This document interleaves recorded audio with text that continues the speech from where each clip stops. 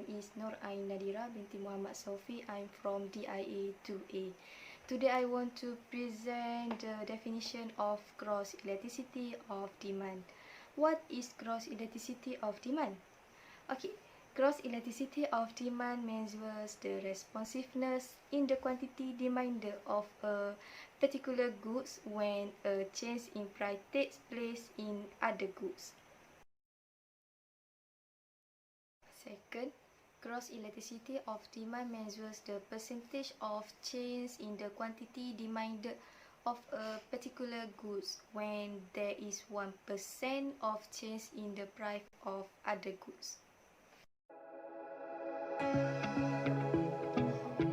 Assalamualaikum warahmatullahi wabarakatuh and a very good day to everyone. My name is Nur Alia binti Gapa and I am from DIA 2A. I will continue my friend presentation about the types of cross elasticity of demand.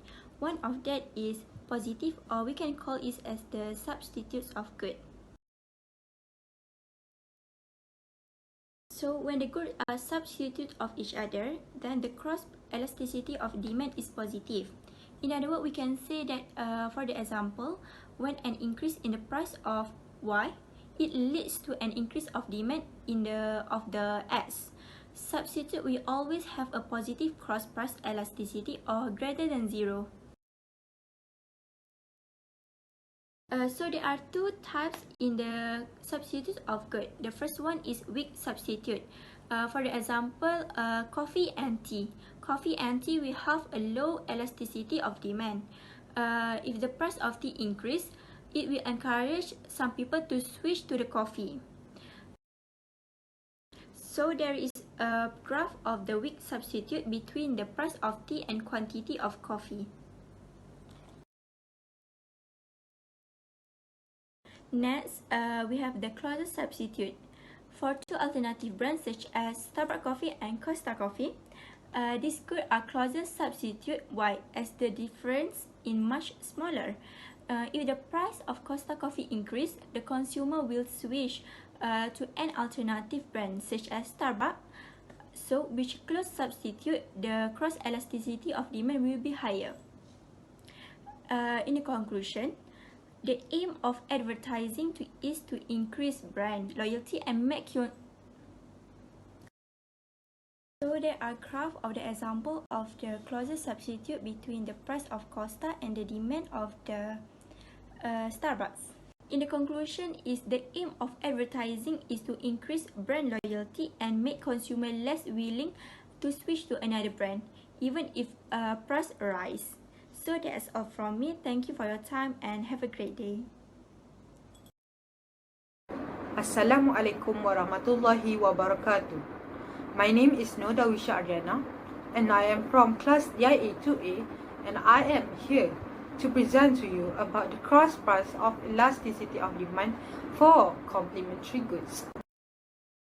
The cross price elasticity of demand occurs when a formula produces a result of less than 0.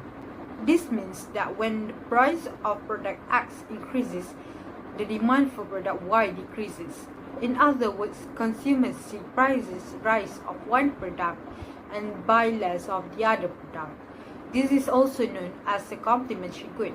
A complementary good may be something like an iPhone and an iPhone case. In essence, a consumer won't buy an iPhone case without first purchasing an iPhone.